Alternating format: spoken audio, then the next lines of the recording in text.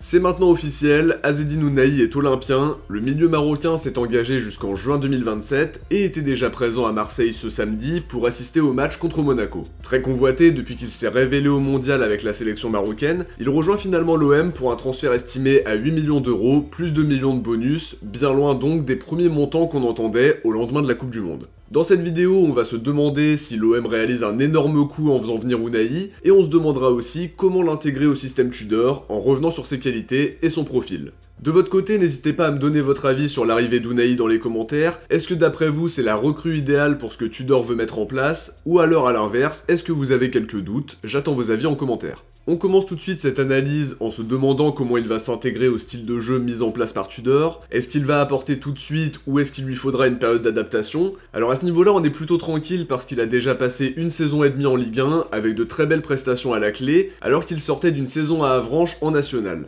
On peut parler d'une adaptation éclair, bien aidé par le staff alors qu'il était dans une période compliquée. À l'OM, il pourra compter sur la présence d'Amin Harit dans l'effectif. Ils se connaissent bien et il a probablement joué un rôle très important dans son arrivée à Marseille, et ça va permettre de faciliter son intégration, tout en sachant qu'il y a aussi une bonne ambiance dans le groupe. Ça, c'était la première chose à relever. Faut aussi maintenant s'interroger sur le très court terme, parce qu'il faut pas oublier qu'il n'a joué que 30 minutes depuis son retour de la Coupe du Monde. Avec les sollicitations, ça devait pas être évident, et clairement, faut qu'il reprenne le rythme, d'autant plus dans une équipe qui met autant d'intensité que la nôtre. Faudra sûrement l'intégrer en douceur. Pendant ce temps-là, Rongier et Verretou semblent inamovibles dans le double pivot, mais il va apporter une concurrence qui peut être bénéfique. En cas de baisse de régime d'un titulaire en puissance, ça peut aussi relancer les choses. On augmente l'effectif en qualité, et ça aussi c'est une très bonne nouvelle. Pour faire un point sur son profil, c'est un joueur polyvalent qui peut jouer comme milieu relayeur, mais aussi un cran plus haut. Il a même parfois joué sur les côtés, et concrètement il va aussi postuler à l'un des deux postes offensifs derrière l'attaquant. Il a les qualités pour, c'est un très bon dribbleur qui a de grosses capacités d'élimination,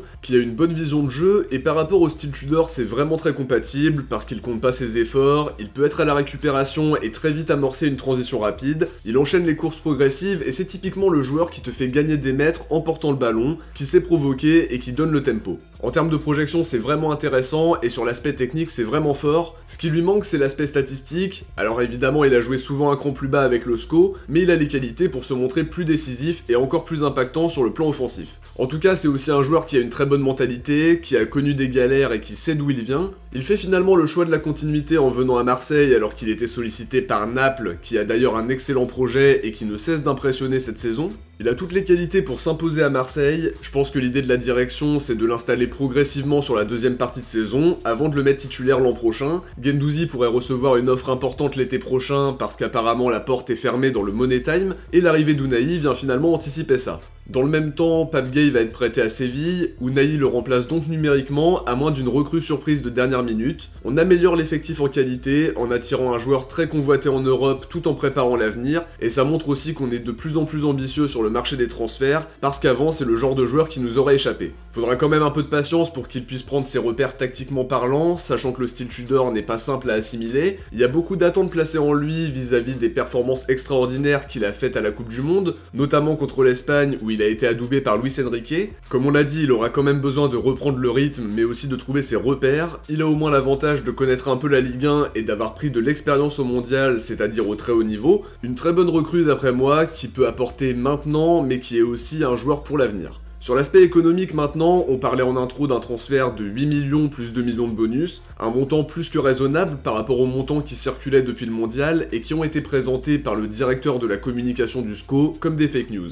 En tout cas, ça reste une très grosse révélation du mondial, même s'il avait déjà attiré les yeux sur lui avec Angers et aussi contre la République démocratique du Congo en barrage. 10 millions d'euros pour un joueur aussi convoité qui n'a que 22 ans et donc une marge de progression très importante. Faut pas oublier qu'il n'a qu'une saison et demie de Ligue 1 au compteur, mais à côté de ça il est quand même international, demi-finaliste de Coupe du Monde. Ça me paraît vraiment pas cher pour toutes les qualités qu'on a citées, tout en sachant qu'on peut aussi espérer faire une belle plus-value par la suite. On l'a dit, c'est un joueur qui a un potentiel intéressant, et ça le SCO l'a bien compris, parce qu'apparemment ils auraient aussi inclus un pourcentage à la revente ou un pourcentage sur la plus-value, qui serait quand même assez important. Si on joue la Ligue des Champions la saison prochaine, il pourra se mettre en valeur, et comme il a déjà la cote depuis le mondial, je pense que l'opération est vraiment très bonne dans l'ensemble, sachant que beaucoup de clubs le suivaient déjà. Ça limite aussi le risque parce qu'investir 20 ou 30 millions sur un joueur qui a flambé pendant une Coupe du Monde, ça reste toujours un peu bancal. À 10 millions, ça nous permet de saisir une très belle opportunité et dans le même temps, ça va lui enlever un peu de pression parce qu'on sait que les attentes sont souvent très liées au prix du transfert. Je pense que l'OM a très bien négocié et a su dégainer au meilleur moment. Les heures étaient comptées, Angers avait aussi besoin de liquidité, donc les planètes se sont alignées. Juste après l'échec Ivan Illich, qui était peut-être un écran de fumée, on en saura plus un petit peu plus tard certainement, la direction fait signer Azzedine Ounahi, et c'est une nouvelle preuve, s'il en fallait une, que la direction bosse vraiment très bien, avec des shortlists assez étoffés, plan A, plan B, etc.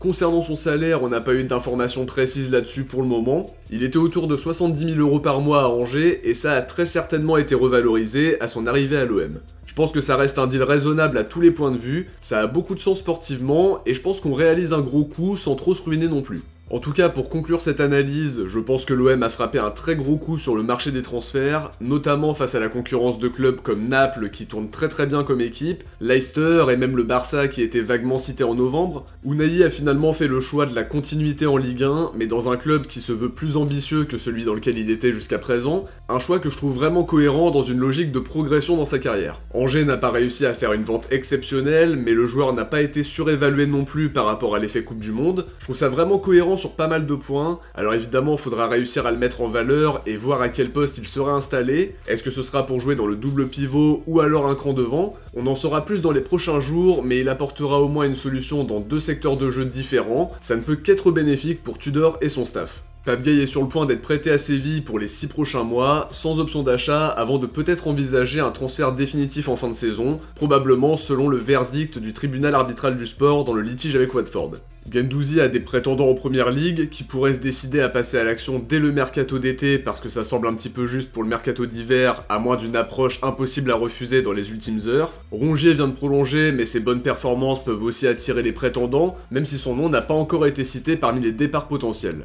Avec l'arrivée d'Azzedine Ounahi, on a déjà un milieu de terrain supplémentaire, ça nous évitera de devoir recruter en catastrophe en cas d'offre impossible à refuser pour un de nos joueurs. Une très belle opération pour un joueur qui peut apporter tout de suite, mais aussi être un joueur pour l'avenir, avec la possibilité de faire une grosse vente s'il flambe à l'OM. Sur le papier, je trouve ça hyper cohérent, mais comme je le dis toujours, c'est la réalité du terrain qui va parler, à voir comment le staff compte l'intégrer et si ça changera le statut d'un de nos milieux de terrain avec cette nouvelle concurrence. De notre côté, on arrive à la fin de cette analyse. L'objectif, c'était de se demander si l'OM réalisait une très bonne opération sur le marché des transferts. N'oubliez pas de me donner votre avis là-dessus, et bien évidemment de laisser un pouce bleu pour soutenir la chaîne et lui permettre d'être mieux mise en avant. Merci à tous ceux qui y pensent à chaque fois. Je vous invite aussi à vous abonner pour suivre la folle actualité olympienne avec moi, sachant que ça risque d'être assez animé dans les ultimes heures du mercato. Si vous avez regardé cette vidéo jusqu'à la fin, écrivez Ounahi dans les commentaires. On se retrouve très vite pour une prochaine vidéo. D'ici là, n'hésitez pas à aller voir le dernier épisode d'Actu OM, mais aussi le débrief d'OM Monaco en me donnant vos avis sur le match en commentaire. Ciao, portez-vous bien et surtout allez l'OM.